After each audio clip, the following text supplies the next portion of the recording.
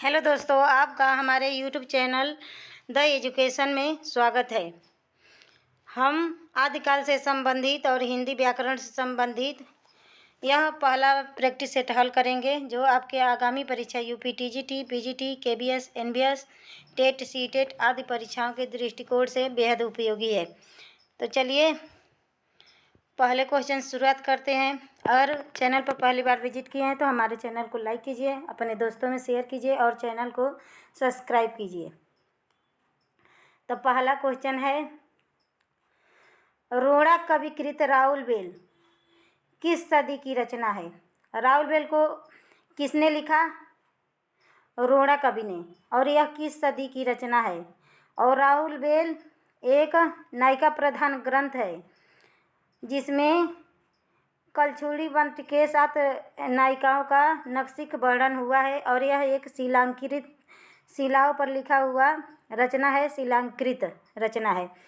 तो यह किस सदी में रचा गया है? तो यह 10वीं से 11वीं सदी के बीच में यह ग्रंथ रचा गया है।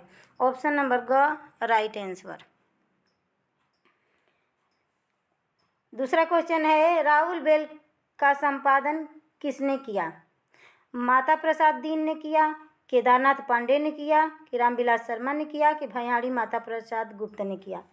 किसने राउल बेल का संपादन किया? तो भैयाड़ी माता प्रसाद गुप्त ने राउल बेल का संपादन किया।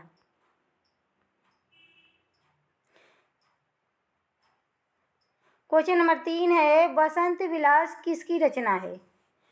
फटाफट आंसर कीजिए। बसंत विलास किसकी रचना है? रामेश्वर शुक्लाचार्य जी की रचना है, कि कुंभन दास जी की रचना है, कि श्याम सुंदर दास जी की रचना है, कि मादक कवि की रचना है? बसंत विलास किसकी रचना है? तो बसंत जब आता है तो क्या होता है? शरीर में मादकता से इच्छा आ जाती है, पेड़ों में नए नए पत्ते आने लगते हैं, बागों में मोर नाचने लगते हैं। तो ऐसे तो बसंत विलास टिक कीजिए, तो मादक कवि की रचना है। ऑप्शन नंबर घ राइट आंसर। क्वेश्चन नंबर 4 है, बसंत विलास किस प्रकार का काव्य है? लौकिक काव्य है, कि अलौकिक काव्य है, कि श्रृंगारिक काव्य है, कि अलौकिक श्रृंगारिक काव्य है? फटाफट आंसर कीजिए कि बसंत विलास किस प्रकार का काव्य है। तो यह अलौकिक एक श्रृंगारिक काव्य है। यह अलौकिक और श्रृंगारिक काव्य है। ऑप्शन नंबर घ राइट आंसर। क्वेश्चन नंबर 5 है, आदिकाल को वीर गाथा काल किसने कहा? आदिकाल को वीर गाथा काल किसने किया? रामचंद्र शुक्ल जी ने कहा, कि मिश्र बंधुओं ने कहा, कि हजारी प्रसाद द्विवेदी ने कहा, कि सुमित्रानंदन पंत ने कहा? तो आदिकाल को वीर गाथा काल आचार्य रामचंद्र शुक्ल ने कहा। ऑप्शन नंबर क राइट आंसर। जबकि आदिकाल नाम हजारी प्रसाद द्विवेदी ने दिया और आदिकाल को मिश्र बंधुओं ने प्रारंभिक काल कहा। मिश्र बंधुओं ने प्रारंभिक काल कहा आदिकाल को। तो इसमें ऑप्शन नंबर क राइट आंसर। क्वेश्चन नंबर 6 है, निम्न में से पश्चिमी हिंदी की बोली नहीं है? खड़ी बोली नहीं है, कि ब्रजभाषा नहीं है, कि अवधी नहीं है, कि भोजपुरी नहीं है? फटाफट आंसर कीजिए। तो पश्चिमी हिंदी की बोली खड़ी बोली है, ब्रजभाषा भी है। जबकि अवधी क्या है? पश्चिमी हिंदी की बोली नहीं है, अवधी पूर्वी हिंदी की बोली है, पूर्वी हिंदी की बोली है और यह मागधी का है। तो इसमें यह मैं अंग ऑप्शन दे रही हूँ कि यह ग और घ दोनों सही है। यह ग और घ दोनों पश्चिमी हिंदी के बोली नहीं है। ढोला मारूरा दूहा किस कवि की रचना है? किस कवि की नहीं, किस सदी की रचना है? किस सदी की रचना है? ढोला मारूरा दोहा किस सदी की रचना है? 12वीं सदी की रचना है, कि 11वीं सदी की रचना है, कि 13वीं सदी की रचना है, कि 14वीं सदी की? किस सदी की रचना है ढोला मारूरा दोहा? और यह एक शिलांकृत रचना है। तो यह 11वीं सदी की रचना है ढोला मारूरा दोहा। ऑप्शन नंबर ख राइट आंसर। क्वेश्चन नंबर 8 है, संदेश राशक में कितने छंद हैं? 222 छंद हैं कि 224 छंद हैं कि 253 छंद हैं कि 223 छंद हैं? संदेश राशक में कितने छंद हैं? फटाफट आंसर कीजिए। तो संदेश राशक में 223 छंद हैं। ऑप्शन नंबर घ राइट आंसर। उक्त व्यक्ति प्रकरण के रचयिता का नाम बताइए। उक्त व्यक्ति प्रकरण ग्रंथ के रचयिता कौन है? रामेश्वर शुक्लांचल हैं कि दामोदर कवि हैं कि रामविलास शर्मा जी हैं कि भट्ट केदार जी हैं? तो उक्त व्यक्ति प्रकरण दामोदर कवि द्वारा रचित रचना है। ऑप्शन नंबर ख राइट आंसर। यह क्वेश्चन आपको अच्छे लगे तो ज़रूर चैनल को सब्सक्राइब कीजिएगा और हमें सुझाव कोई देना चाहें तो कमेंट बॉक्स में ज़रूर कमेंट कीजिएगा। नीलोत्पलम में कौन सा समास है? बहुव्रीहि है कि कर्मधारय है कि अव्यय भाव है कि तत्पुरुष है? तो नीलोत्पलम में कर्मधारय समास है। नीलोत्पलम में कर्मधारय समास है। देखिए बहुव्रीहि समास कोई दूसरे पद दोनों पद कोई तीसरे पद की विशेषता बताते हैं। जैसे है कि दशानन, दशानन क्या है? दो यौगिक शब्द मिले हैं, दस और आनन। आनन माने सिर होता है, दस एक संख्या का नाम है और आनन क्या है? आनन मीन्स सिर होता है। आनन मीन्स सिर होता है। तो दो यौगिक शब्द जब आपस में जुड़कर कोई तीसरे अर्थ को प्रेजेंट करते हैं, इंगित करते हैं, वहाँ पे बहुव्रीहि समास होता है। अव्ययभाव समास वह होता है जिसका प्रथम पद अव्यय हो या उपसर्ग हो, उसमें अव्यय भाव समास होता है। कभी कभी कोई काम रिपीट होता है, जैसे धीरे धीरे, इसमें भी जैसे होता है रातों रात, दिनों दिन, ये सब भी अव्यय भाव समास के उदाहरण है। और तत्पुरुष समास में कारक चिन्ह छिपे रहते हैं। इसको तत्पुरुष समास का विग्रह करने पर कारक चिन्ह जरूर दिखाई देता है। तो ऑप्शन नंबर ख राइट आंसर।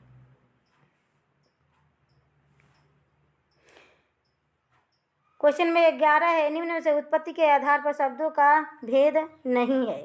तो उत्पत्ति के आधार पर इसमें से कौन सा शब्द नहीं है? तत्सम, तद्भव, विदेशज और यौगिक। फटाफट आंसर कीजिए। तो उत्पत्ति के आधार पर शब्दों के 5 भेद होते हैं। पहला भेद है तत्सम, दूसरा तद्भव, तीसरा देशज है, चौथा विदेशज है और पांचवा संकर शब्द है। पांचवा क्या है? संकर शब्द। तो तत्सम शब्द जो वह शब्द होता है, तो इसीलिए यह तीनों तो है, यही नहीं है। ऑप्शन नंबर ग राइट आंसर। यौगिक शब्द नहीं है।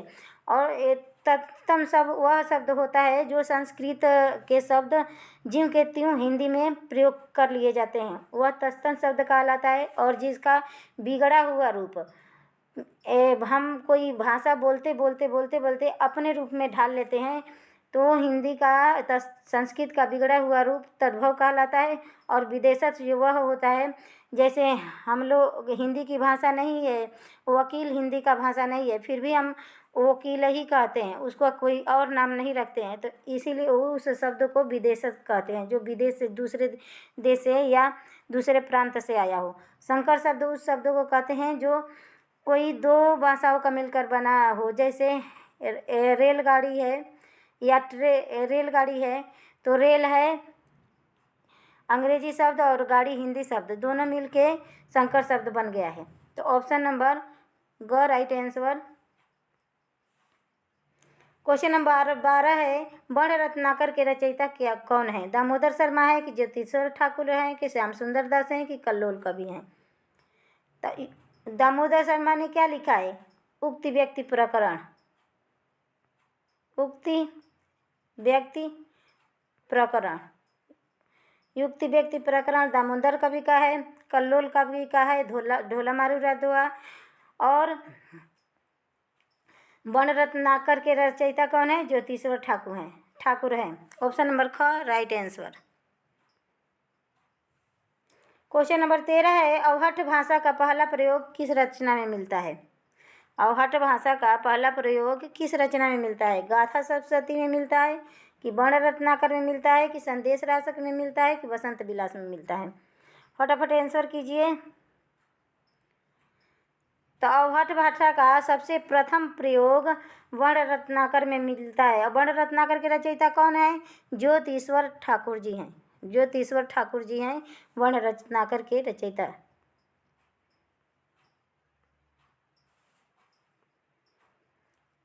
क्वेश्चन नंबर 14 है, आचार्य हजारी प्रसाद द्विवेदी ने भक्ति काल को क्या नाम दिया? आचार्य हजारी प्रसाद द्विवेदी ने भक्ति काल को क्या नाम दिया? भक्ति काल नाम दिया कि पूर्व मध्य काल नाम दिया कि उत्तर मध्य काल कि लोक जागरण काल? फटाफट आंसर कीजिए। तो आचार्य हजारी प्रसाद द्विवेदी ने भक्ति काल को पूर्व मध्य काल कहा। पूर्व मध्य काल कहा। ऑप्शन नंबर ख राइट आंसर। यह क्वेश्चन आप लोगों को कैसा लग रहा है? हमारे पढ़ाने की शैली कैसा लग रहा है? ज़रूर कमेंट बॉक्स में कमेंट कीजिएगा और अपना सुझाव दीजिएगा। क्वेश्चन अच्छा लगे तो लाइक शेयर सब्सक्राइब कीजिएगा। 15वां क्वेश्चन है, गणपत चंद्रगुप्त ने रीतिकाल को क्या नाम दिया? गणपत चंद्रगुप्त ने रीतिकाल को क्या नाम दिया? श्रृंगार काल कहा कि उत्तर मध्य काल कि अपकर्ष काल कि कला काल? फटाफट आंसर कीजिए। तो गणपत चंद्रगुप्त ने रीतिकाल को अपकर्ष काल कहा, जबकि श्रृंगार काल विश्वनाथ प्रसाद मिश्र ने कहा, उत्तर मध्य काल हजारी प्रसाद द्विवेदी ने कहा और कला काल रमाशंकर शुक्ल रसाल ने कहा। कला काल रमाशंकर शुक्ल रसाल ने कहा। तो इसका राइट आंसर है कि गणपत चंद्रगुप्त ने रीतिकाल को अपकर्ष काल कहा। ऑप्शन नंबर ग राइट आंसर। क्वेश्चन नंबर 16 है, आधुनिक काल को वर्तमान काल किसने कहा? आधुनिक काल को वर्तमान काल किसने कहा?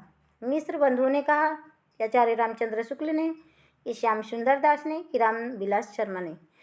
किसने आधुनिक काल को वर्तमान काल कहा? फटाफट आंसर कीजिए।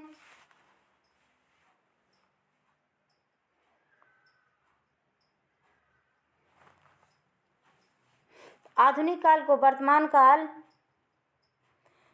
मिश्र बंधुओं ने कहा। ऑप्शन नंबर क राइट आंसर। ऑप्शन नंबर क राइट आंसर। 17वां क्वेश्चन है, नेमिनाथ रास किसकी रचना है? नेमिनाथ रास किसकी रचना है? सुमतिगढ़ की रचना है कि सारमूर्ति की रचना है कि मुनीराम सिंह की रचना है कि जल्लाड़ कवि की रचना है? नेमिनाथ रास किसकी रचना है? तो नेमिनाथ रास, फटाफट आंसर कीजिए। नेमिनाथ रास सुमतिगढ़ की रचना है। ऑप्शन नंबर क राइट आंसर। क्वेश्चन नंबर 18 है, जिन पदम सूरी रास किसकी रचना है? चंद्रवरदाई की रचना है कि सरापा की रचना है कि लुइपा की रचना है कि सारमूर्ति की रचना है? तो चंद्रवरदाई ने तो पृथ्वीराज रासों को लिखा। चंद्रवरदाई ने तो पृथ्वीराज रासों को लिखा। पृथ्वीराज रासो किसकी रचना है? चंद्रवरदाई की रचना है, पृथ्वीराज रासो। सरापा ने दोहा कोश लिखा। तो यह जिन पदम सूरी रास किसकी रचना है? सारमूर्ति जी की रचना है। ऑप्शन नंबर घ राइट आंसर। ऑप्शन नंबर घ राइट आंसर। ये बिल्कुल नए पैटर्न पर और नए क्वेश्चन है, आप लोग ज़रूर नोट डाउन कीजिएगा और बार बार इसको रिपीट कीजिएगा। यह खासकर 2023 यूपी पीजीटी के लिए बेहद रामबाण क्वेश्चन है। क्वेश्चन नंबर 19 है, राणा रासो किसकी रचना है? राणा रासो किसकी रचना है? माधव चरण दास की रचना है कि दयाल दास की रचना है कि जल्लड़ कवि की रचना है कि सुमतिगढ़ की रचना है? 19वां का आंसर दीजिए। तो राणा रासो, यह रासो ग्रंथ है, रासो परंपरा का, तो यह दयाल दास की रचना है राणा रासो।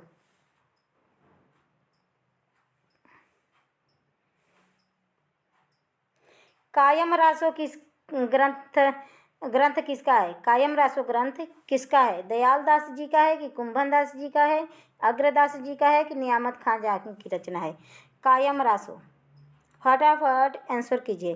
तो कायम रासो दयाल दास की रचना, नियामत खाजान की रचना है। कायम रासो नियामत खाजान की रचना है कायम रासो।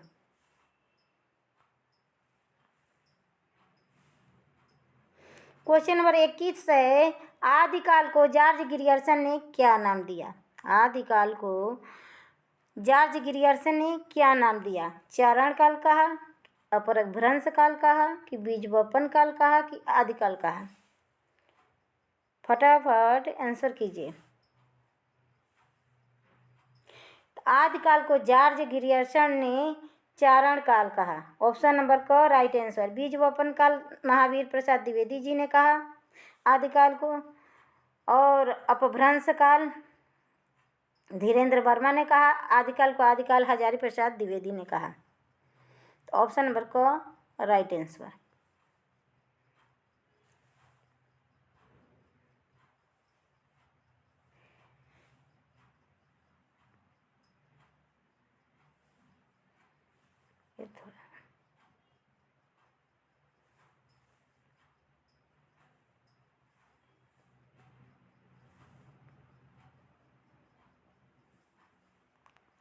क्वेश्चन नंबर 22 है, आदिकाल को रामखेलावन पांडे ने क्या कहा? आदिकाल को रामखेलावन पांडे ने क्या नाम दिया? प्रारंभिक काल दिया, कि अपभ्रंश काल दिया, कि संक्रमण काल कहा, कि आदिकाल कहा? आदिकाल को रामखेलावन पांडे ने क्या नाम दिया? फटाफट आंसर कीजिए।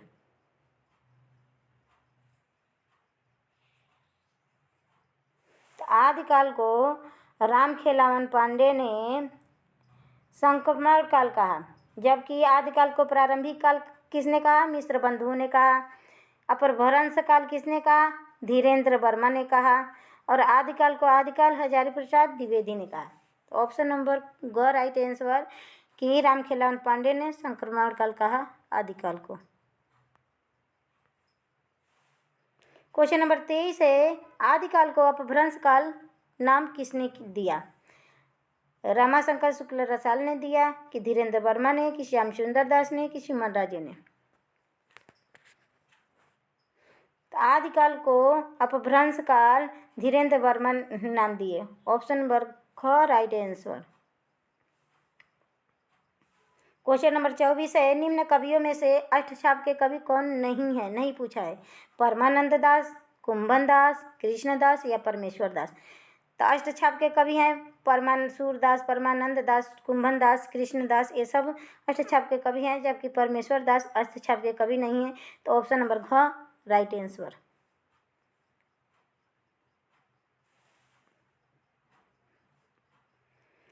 क्वेश्चन नंबर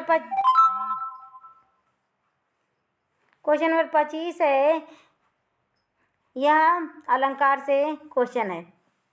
इसको जूम करके दिखाते हैं।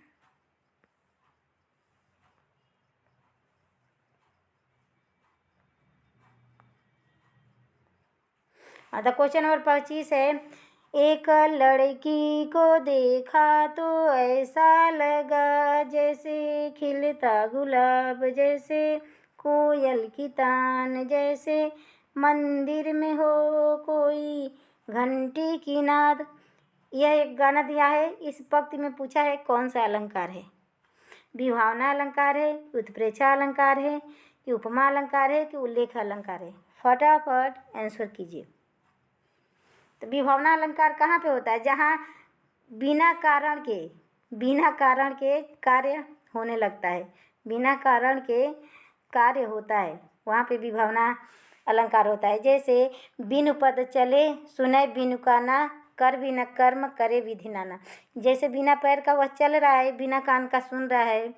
और हाथ, कर्म ने क्या होता है? हाथ है भी नहीं, फिर भी अनेकों काम कर रहा है, करे विधि नाना प्रकार के कामों को कर रहा है, वहाँ पे विभावना अलंकार है। उत्प्रेक्षा अलंकार वह अलंकार होता है जिसमें जनु जानो मनु मानो, उपमेय में उपमान की संभावना व्यक्त की जाती है। मानो तो वो देव है, नहीं तो पत्थर है, यही समझ लीजिए। उपमा अलंकार होता है जहाँ उपमेय के उपमान से तुलना किया जाता है, वहाँ पे उपमा अलंकार होता है। जबकि एक ही लड़की का कई तरह से, गुलाब से उसकी चर्चा की गई है, कोयल से चर्चा की गई है, मंदिर में घंटी बजे घंटी के नाद से, ध्वनि से चर्चा की गई है। एक ही लड़की का अनेक प्रकार से वर्णन किया गया है। तो जहाँ जिस पंक्ति, गाना या कविता में एक ही व्यक्ति या वस्तु का अनेक प्रकार से गुणगान किया गया हो, वहाँ पे उल्लेख अलंकार होता है। ऑप्शन नंबर घ राइट आंसर। ऑप्शन नंबर घ राइट आंसर। क्वेश्चन नंबर 26 है, अष्टछाप के प्रवर्तक कवि कौन है? वल्लभाचार्य हैं कि विठलनाथ हैं, सूरदास हैं कि परमानंद? तो अष्टछाप के प्रवर्तक कवि विठलनाथ जी हैं। विठलनाथ जी ने वल्लभाचार्य के 4 शिष्यों को और अपने 4 शिष्यों को, दोनों 8 शिष्यों को लेके अष्टछाप की स्थापना की है। तो ऑप्शन नंबर ख राइट आंसर।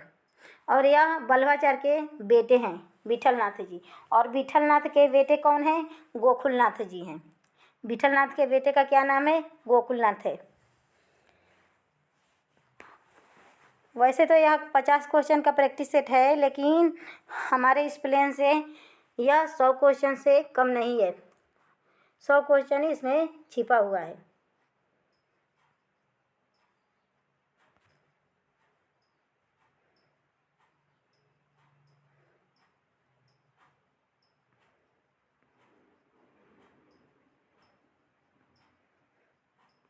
क्वेश्चन नंबर 27 है, सूरदास को अष्टछाप की जहाज किसने कहा? सूरदास को अष्टछाप का जहाज किसने कहा? विठलनाथ ने कहा कि कुंभन दास ने कहा, श्याम सुंदर दास ने कहा कि अग्रदास ने कहा?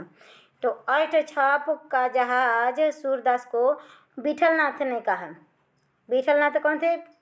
वल्लभाचार्य के बेटे थे। उसने कहा, जब सूरदास जी की मृत्यु हो गई तो विठलनाथ जी कहे कि अष्टछाप का जहाज जा तो है, जाकू कछु लेना हो सो ले लो।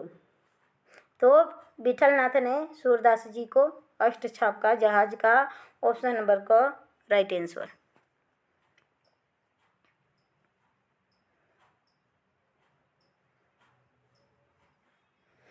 क्वेश्चन नंबर 28 है, श्रीमद् भागवत का 10वां स्कंद किसका मूल स्रोत है? भ्रमर गीत का है कि गायत्री मंत्र का है कि कृष्ण के लीलाओं का गुणगान है कि कृष्ण गोपी संवाद है? फटाफट आंसर कीजिए। तो श्रीमद् भागवत गीता का 10वां स्कंद भ्रमर गीत के नाम से जाना जाता है। भ्रमर गीत में क्या है? उद्धव गोपी संवाद है। उद्धव और गोपियों का संवाद है। कृष्ण जी जब भेजते हैं ब्रज में उद्धव जी को कि जाके गोपियों को समझा दो, तो वही संवाद है भ्रमर गीत के अंदर। और यह एक उपलभ्य काव्य कहा जाता है। यह एक उपलभ्य काव्य कहा जाता है। उपलभ्य का अर्थ है उलाहना, कि गोपियाँ उद्धव जी को उलाहना देती हैं। क्वेश्चन नंबर 29 है, अरुभाषी किसकी रचना है? अग्रदास की है कि रामविलास शर्मा की है कि वल्लभाचार्य की है कि गोकुलनाथ की? अरुभाष वल्लभाचार्य की रचना है। ऑप्शन नंबर ग राइट आंसर। क्वेश्चन नंबर 30 है, रीतिकाल को अंधकार काल किसने कहा? आंसर दीजिए कि रीतिकाल को अंधकार काल किसने कहा? रामेश्वर शुक्ल अंचल ने कहा कि रामविलास शर्मा ने कहा कि त्रिलोचन ने कहा कि गणपत चंद्र गुप्त ने कहा? तो रीतिकाल को अंधकार काल किसने कहा? फटाफट आंसर कीजिए। तो त्रिलोचन ने कहा।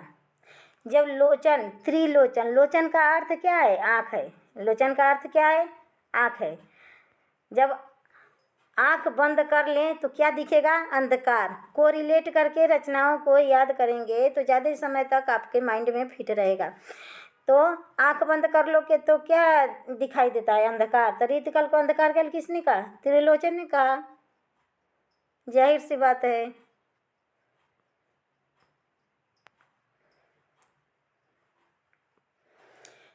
क्वेश्चन नंबर 31 है, अर्धमागधी अपभ्रंश से कितनी बोलियों का प्रादुर्भाव हुआ? अर्धमागधी अपभ्रंश से कितनी बोलियों का प्रादुर्भाव हुआ? 4 बोलियों का कि 3 बोलियों का कि 5 बोलियों का कि 7 बोलियों का? तो अर्धमागधी अपभ्रंश से 3 बोलियों का प्रादुर्भाव हुआ। एक है अवधी, दूसरा है बघेली, तीसरा है छत्तीसगढ़ी।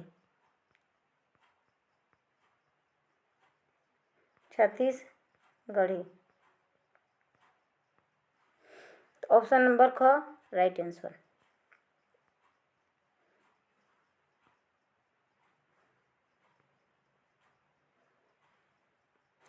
क्वेश्चन नंबर 32 है, निम्नलिखित में से कौन सी बोली सौरसेनी अपभ्रंश से उत्पन्न नहीं हुई है? नहीं पूछा है। गुजराती, राजस्थानी, हरियाणवी या जयपुरी? फटाफट आंसर कीजिए।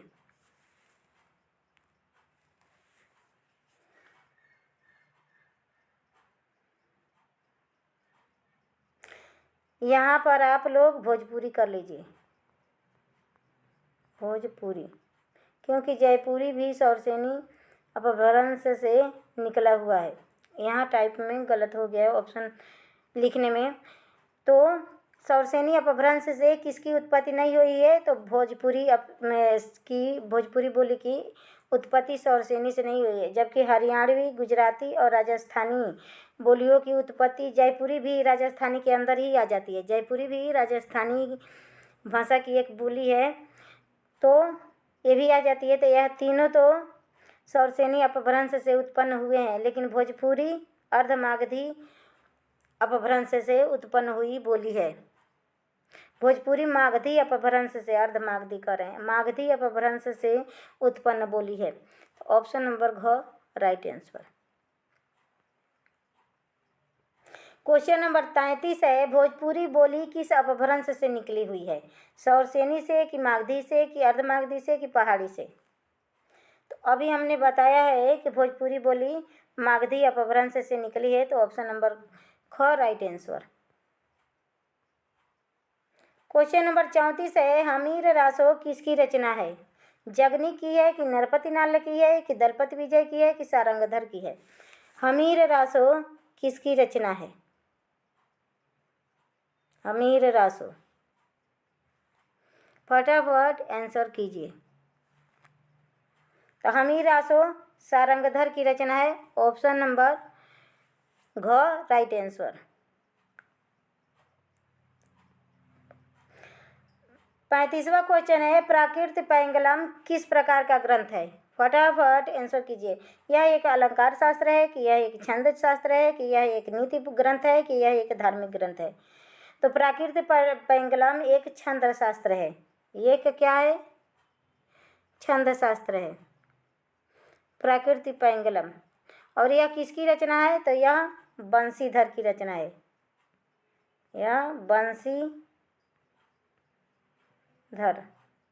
बंशीधर की रचना है प्राकृत पैंगलम। तो ऑप्शन नंबर ख राइट आंसर। क्वेश्चन नंबर 36 है, रणमल छंद किसकी रचना है? अग्रदास जी की रचना है, कि श्रीधर पाठक जी की रचना है, कि बंशीधर की, कि जयानक कवि की? तो रणमल छंद श्रीधर पाठक जी की रचना है, ऑप्शन नंबर ख राइट आंसर। जबकि अग्रदास ने ध्यान मंजरी को लिखा है। 37वां क्वेश्चन है, रणमल छंद किस प्रकार का ग्रंथ है? छंद शास्त्र है, कि वीर प्रशस्ति काव्य है, कि श्रृंगार विषयक काव्य है, कि नीतिपरक है? फटाफट आंसर दीजिए।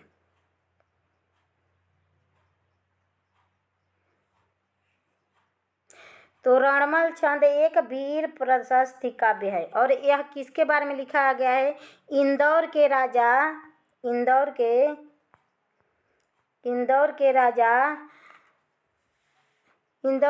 राठौड़ राजा के वीर प्रशस्ति काव्यों को चित्रण हुआ है। इंदौर राज्य के राठौड़ राजा के वीरता का चित्रण इस रणमल छंद के अंदर लिखा गया है, जिसके रचनाकार हैं श्रीधर पाठक। क्वेश्चन नंबर 38 है, उपदेश रसायन किसकी रचना है? जिनीधर्म सूरी की रचना है, कि जिनीदत्त सूरी की रचना है, कि शालिभद्र सूरी की रचना है, कि धर्मसूरी की रचना है? उपदेश रसायन, फटाफट आंसर कीजिए। तो उपदेश रसायन जिन धर्मसूरी की रचना है और इसका रचना काल 1134 ईस्वी में हुआ। इसका समय 1134 ईस्वी में इसका रचना काल का समय है। तो ऑप्शन नंबर ख राइट आंसर। 39वां क्वेश्चन है, चंदन बाला रास किसकी रचना है? धर्मसूरी की है कि विजय सेन सूरी की है कि आशुकी कवि की है कि राम सिंह की? फटाफट आंसर कीजिए। तो आशुकी कवि की रचना है। चंदन बाला रास आशुकी कवि की रचना है, जबकि पाहुड़ दोहा मुनि राम सिंह की रचना है। विजय सेन सूरी है, नल सिंह की रचना है विजय सेन सूरी। क्वेश्चन नंबर 40 है, निम्न में से पहाड़ी हिंदी की बोली नहीं है। कुमाऊनी नहीं है कि गढ़वाली नहीं है कि छत्तीसगढ़ी नहीं है कि नेपाली नहीं है? फटाफट आंसर कीजिए। पहाड़ी हिंदी की बोली कौन सी नहीं है? तो कुमाऊनी तो पहाड़ी हिंदी की बोली है, गढ़वाली भी है और नेपाली भी पहाड़ी हिंदी की बोली है, जबकि छत्तीसगढ़ी पूर्वी हिंदी की बोली है, जिसमें अवधी, बघेली, छत्तीसगढ़ी 3 बोलियाँ शामिल है पूर्वी हिंदी के अंतर्गत। क्वेश्चन नंबर 41 है, राम को रूप निहारती जानकी कंगन की नग की परछाई। इस पंक्ति में पूछा है कौन सा रस पूछा है?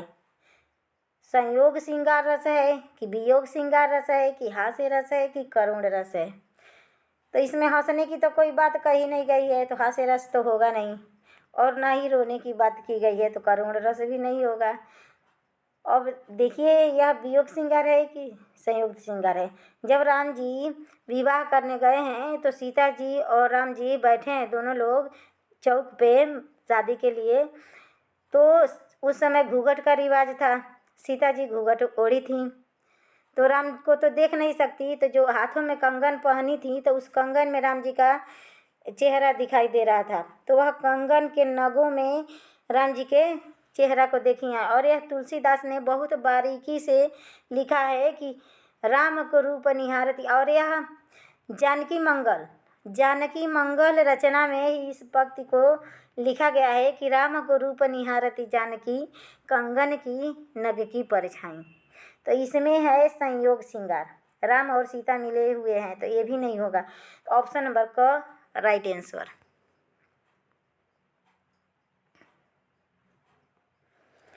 मूंड पर मुकुट पहने सोहत गोपाल हैं।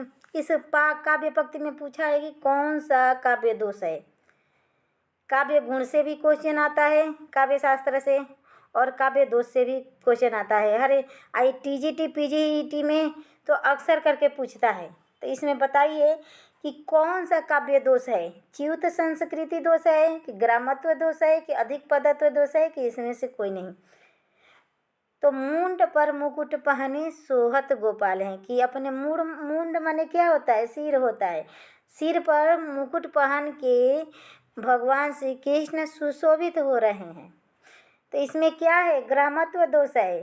अब मूड़ी या मूंड कहाँ पे कहा जाता है? गांव के देहात ग्रामीण परिवेश के लोग ही कहते हैं, नहीं तो और लोग तो सिर कहते हैं। तो यह जहाँ पे ग्रामीण भाषाओं का प्रयोग हुआ रहता है जिस काव्य में, उस काव्य पंक्ति में ग्रामत्व दोष होता है। और च्युत संस्कृति दोष वह होता है जो व्याकरण से संबंधित दोष हुआ रहता है। जिस कविता में व्याकरण से संबंधित दोष हुआ है तो च्युत संस्कृति दोष। और अधिक पदत्व दोष वह दोष होता है जिसमें अनावश्यक शब्दों का प्रयोग हुआ हो, जिस काव्य पंक्ति में उस शब्द की ज़रूरत नहीं है, फिर भी 10 बार उस शब्द को घुसेड़े हुए हैं। तो ऑप्शन नंबर ख राइट आंसर, इसमें ग्रामत्व दोष है। क्वेश्चन नंबर 43 है, आधुनिक काल को नवीन काल किसने कहा? आचार्य रामचंद्र शुक्ल ने कहा कि हजारी प्रसाद द्विवेदी ने कहा कि श्याम सुंदर दास ने कहा कि बाबू गुलाब राय ने कहा? आधुनिक काल को नवीन काल, तो नवीन कौन होता है? नवीन नए नए गुलाब होते हैं। तो आधुनिक काल को नवीन काल कौन कह सकते हैं?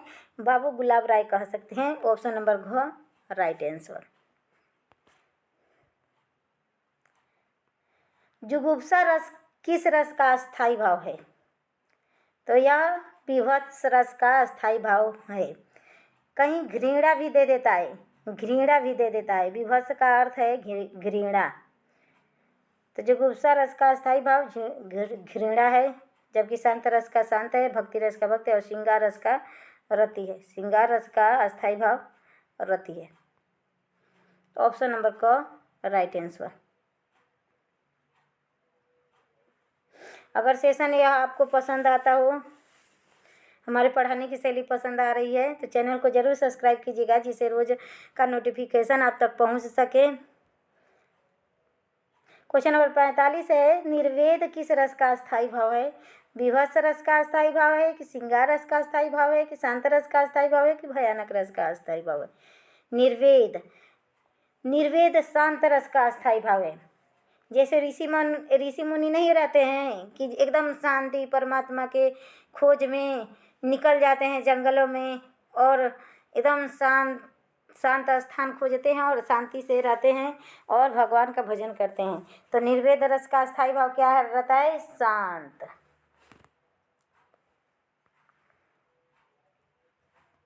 क्वेश्चन नंबर 46 है, हनुमान की पूछ में लगन न पाई आग, असगरो लंका जर गई गए निशाचर भाग।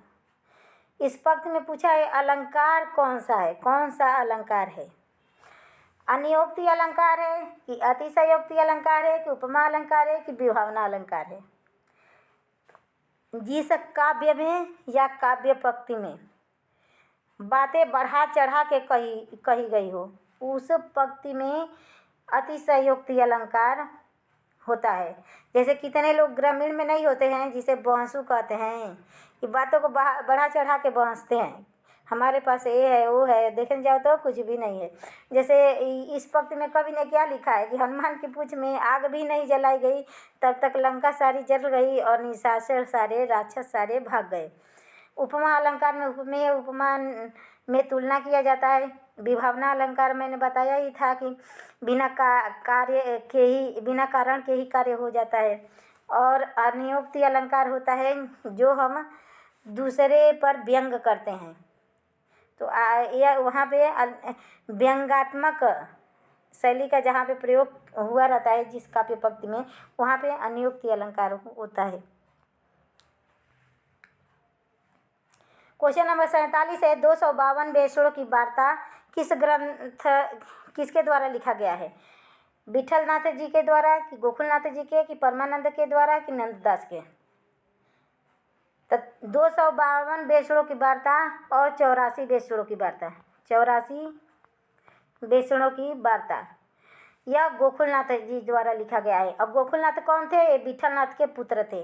और विठलनाथ के पिता का नाम क्या था? बल्लभाचार्य था। बल्लभा यहाँ पे लिखने का जगह नहीं है, चार्य था, बल्लभाचार्य था। तो बल्लभाचार्य के बेटे विठलनाथ और विठलनाथ के बेटे गोकुलनाथ।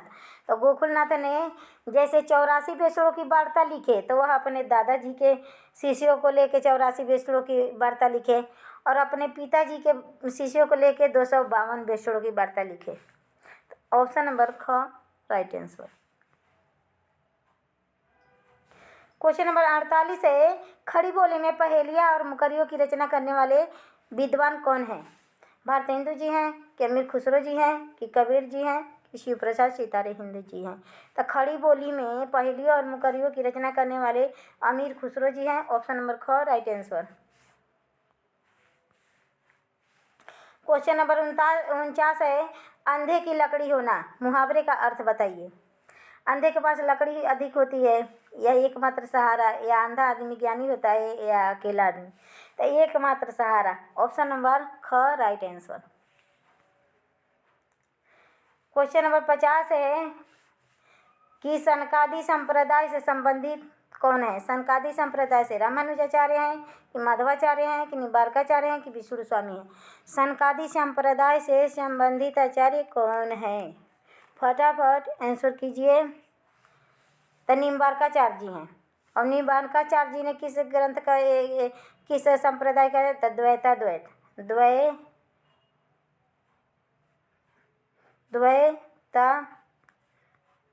द्वैत द्वैत संप्रदाय के से संबंधित थे निम्बार्काचार्य जी और सनकादि संप्रदाय इनका था। तो आज का हमारा सेशन यहीं पे समाप्त होता है। अगर आपको यह क्वेश्चन पसंद आया हो, आपके परीक्षा को उपयोगी लगे तो ज़रूर चैनल को सब्सक्राइब कीजिएगा, लाइक कीजिएगा और अपने दोस्तों में शेयर कीजिएगा। धन्यवाद दोस्तों। कल फिर नए क्वेश्चनों के साथ मिलेंगे, नई प्रैक्टिस के साथ। तब तक के लिए बाय बाय, धन्यवाद।